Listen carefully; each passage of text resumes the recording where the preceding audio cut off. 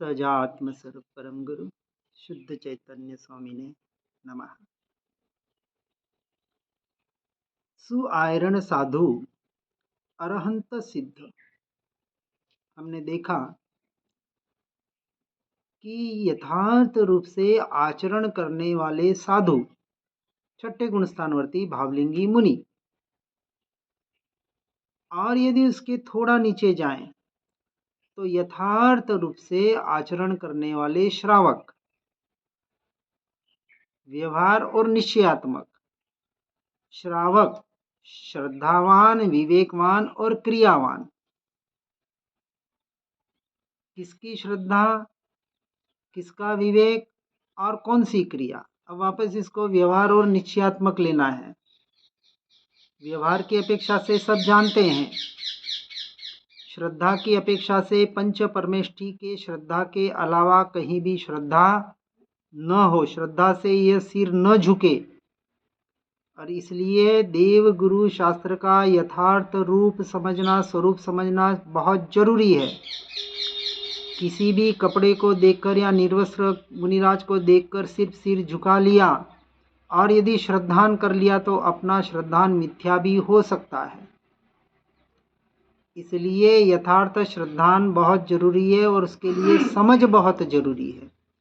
किसी भी देव को श्रद्धान से सिर झुका दिया तो मिथ्या श्रद्धान का वहाँ दोष लग सकता है। और यह सारा प्ररूपण चौथे गुणस्थानक के पहले होता है।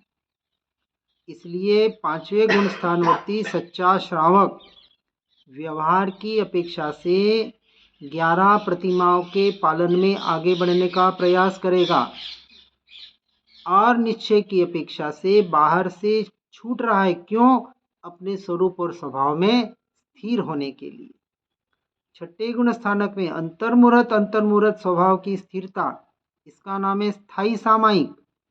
क्योंकि 48 मिनट के ऊपर यदि चले जाए तो गुण स्थानक पांचवें गुण स्थानक में 15 दिन के भीतर आत्मा की अनुभूति स्थिरता की बात बताई जाती है।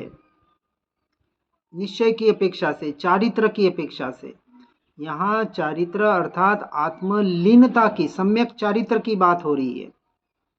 ऐसा श्रद्धावान श्रावक विवेक, कौन सा विवेक और विनय करेगा? गुरु रहा छद्मस्तपण विनय करे भगवान। गुरु छद्मस्त है और शिष्य को केवल ज्ञान हो गया, किसका विनय करेगा? गुरु गोविंद दोनों खड़े काकू लागे पाए, बलिहारी गुरु आपकी दियो गोविंद। ये गोविंद, इस गोविंद की श्रद्धा करेगा, इसका विनय और विवेक करेगा, बाहर के गुरु और भगवान को भी भूल जाएगा। वो सच्चा यथार्थ निश्चय की अपेक्षा से, परमार्थ की अपेक्षा से विनयवान और विवेकवान। बाहर की व्यवहार की अपेक्षा से ठीक है, व्यवहार मोक्ष मार्ग के लिए साधन है, साध्य नहीं है। मोक्ष मार्ग के साध्य की अपेक्षा से यदि देखें तो एकमात्र निश्चय ही उपादेय है। इसलिए आत्मरमणता, अपने स्वरूप और स्वभाव की रमणता, और इसके लिए जो क्रिया करनी पड़े, ऐसा क्रियावान जो जीव, उसे श्रावक कहा। क्योंकि वहाँ अभी साधु की क्रिया क्या है? लीनता। और श्रावक की क्रिया क्या है? उस लीनता का अभ्यास। अभी वो लीन नहीं हो पा रहा है, क्योंकि सातवां गुणस्थानक जो निर्विकल अप्रमत्त गुणस्थानक बताया, शुद्धोपयोग रूपी। साधु तो अंतर्मुहूर्त उनका एक ही काम है, दूसरा कोई कार्य ही नहीं है वहाँ। लेकिन श्रावक के साथ में तो अभी संसार भी जुड़ा हुआ है और धर्म से भी वो जुड़ना चाहता है, और धर्म से जुड़ने के लिए प्रतिमाओं के आधार पर संसार से छूटना चाहता है। और श्रद्धान में है कि संसार को छोड़ने का नाम धर्म नहीं है। सहजता से आत्मलीनता के आधार पर, आत्मा के श्रद्धान के बल पर बाहर से सहज छूटना। क्योंकि जिसने घर परिवार स्त्री पुत्र आदि ये शरीर आदि ये कर्म आदि जो पुद्गल के परिणाम हैं, इसको जिनने चौथे गुण स्थानक में ही अपना मानना छोड़ दिया, ये यहाँ श्रद्धा विनय और विवेक होता है चौथे गुण स्थानक से। ऐसा सच्चा श्रावक जो चौथे गुण स्थानक से श्रावक पने का अधिकारी बनता है, अविरत सम्यक दृष्टि, भले विरति नहीं है जीवन में, परंतु श्रावकपना उसे आ गया जिसने अपनी आत्मा का, स्वरूप का और स्वभाव का निर्णय कर लिया। ऐसा सुआचरण, यहाँ साधु की बात बताई, इसके साथ हमने श्रावक के धर्म को समझने का प्रयास किया। जब तक सम्यक दर्शन नहीं है, अर्थात अपनी आत्मा का, अपने स्वरूप और स्वभाव का यथार्थ निर्णय नहीं है, तब तक वो सच्चा श्रावक भी कहलाने का अधिकारी, चौथे गुण स्थानक का अधिकारी नहीं है। इसलिए हमें आचरण, किसका आचरण करना है, तो व्यवहार और निश्चय का यहाँ समन्वय बिठाने की बात जो बताई अपनी अपनी भूमिका के अनुसार।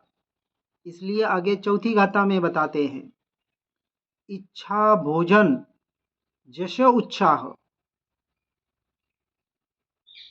देखो, जितने भी महापुरुष हुए अल्प शब्दों में बहुत कुछ कहने का प्रयास करते हैं, लेकिन भूल कहाँ होती है, क्योंकि शब्द अल्प होते हैं और उसके अर्थ बहुत हो जाते हैं, और इसलिए फिर उन अर्थों के अनर्थ भी हो जाते हैं। हर जना अपनी अपनी अपेक्षा से, अपने अपने अनुरूप, अपने अपने मत संप्रदाय और अपने अपने विचारधारा के अनुसार उनके अर्थ करते हैं। जैसे एक संस्कृत शब्द के 30 से 35 40 अर्थ भी हो सकते हैं। जैसे श्वेतांबर में आता है कि यशो विजय जी जब आनंद गंजी के पास गए और उन्होंने एक गाथा का अर्थ पूछा, धम्मो मंगल मुख्यटम अहिंसा संयमो तो देवावीतम नमम संति जस्स धम्मे संयामणो, तो उन्होंने 50 अर्थ बता दिए उसके, लेकिन वो कहले आई एम नॉट सेटिस्फाइड, मैं खुश नहीं हूँ, अभी कहीं अधूरा है। यानी एक होती है विद्वत्ता और एक होता है वैराग्य। विद्वान बनना बहुत आसान है, पंडित बाहर का बनना बहुत आसान है, परंतु सच्चा पंडित और वैरागी बनना उतना ही कठिन है।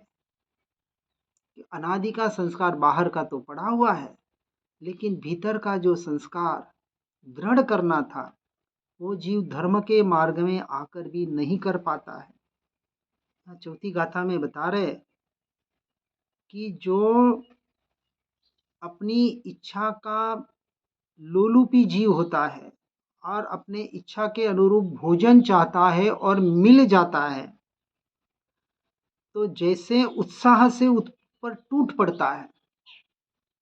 हम पशु पक्षियों की भी देखते हैं, हम अपने को भी देखते हैं, समाज संसार में हम देख रहे हैं कि पसंद की चीज होती है तो हम डबल भी ले लेते हैं, और नापसंद होती है तो या तो आधी लेंगे या लेना ही पसंद नहीं करेंगे, बराबर ना। तो यही बात होती है कि इच्छा का इच्छुक जो भोजी, भोजन करने वाला, जैसे इच्छा के अनुरूप भोजन मिल जाए और भूखा हो, जितना भूखा हो उतना उस पर टूट पड़ता है, उसी तरह वास्तविक तत्व का इच्छुक, अब विचार करना कि हम वास्तविक इच्छुक है या सिर्फ ऊपर ऊपर से मोक्ष चाहिए, आत्मा चाहिए, आत्मा में रमण करना है, मुझे आत्मा जानने में आ रहा है, कि खाली शब्दों के प्रयोग कर रहे हैं। शब्दों के प्रयोग होना, इसका नाम अनुभूति नहीं है। मैं आत्मा हूँ, जानने वाला हूँ, ज्ञान स्वभाव हूँ, ज्ञान ही जानने में आ रहा है, मैं तो अपने में ही हूँ, अपने को ही जान रहा हूँ। अरे क्या जान रहा हूँ? जब बाहर के परिणाम होते हैं, कोई बदबू आती है, कोई खुशबू आती है, इच्छा रूप भोजन नहीं मिलता है, कोई बाहर के परिणाम होते हैं, शरीर में कोई वेदना आती है, शरीर को टिकाने का जब समय आता है, शरीर को स्वच्छता रखने की जब बात आती है, कहाँ कहाँ जीव छोटी छोटी बातों में कैसे अटक रहा है, खुद को पता नहीं पड़ता है। इसलिए यहाँ कहते हैं कि आनंदकृत नित्य भोजी, सिद्ध स्वभावी, मुक्ति स्वभावी, स्वभाव साधक का ज्ञानामृत का इच्छा भोजन क्या होना चाहिए कि जैसे बाहर का भोजी अपने इच्छा अनुसार भोजन पर टूट पड़ता है, उस तरह स्वभाव के का इच्छुक उस पर टूट पड़ता है, अर्थात नित्य निरंतर ज़्यादा से ज़्यादा परद्रव्य प्रभावों से छूटकर स्वद्रव्य और स्वभाव की आराधना करने में टूट पड़ता है। बाहर का अभ्यास तो अनादिकाल का है, लेकिन भीतर जाने का अभ्यास नहीं है, इसलिए उस पर बार बार पुरुषार्थ के नाम पर जोर दिया जा रहा है कि पुरुषार्थ करो, बार बार करना पड़ेगा, हर समय करना पड़ेगा और एकांत और अकेले में रह के करना पड़ेगा। बाहर श्रीमद जी ने संसार को काजल की कोठड़ी क्यों कहा? काजल की कोठड़ी में पांव रखते पाप है और संसार की तरफ देखना जहर कहा।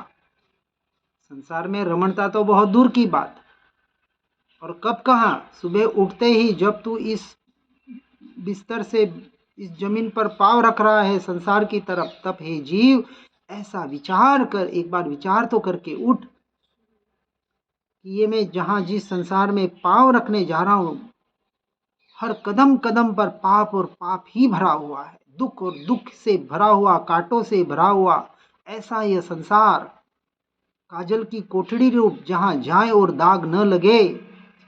इसलिए भावलिंगी मुनि ऐसे श्रावकों के तो छोड़े, यानी क्या जन साधारण को तो छोड़े, लेकिन श्रावकों के भी संपर्क में नहीं आना चाहते।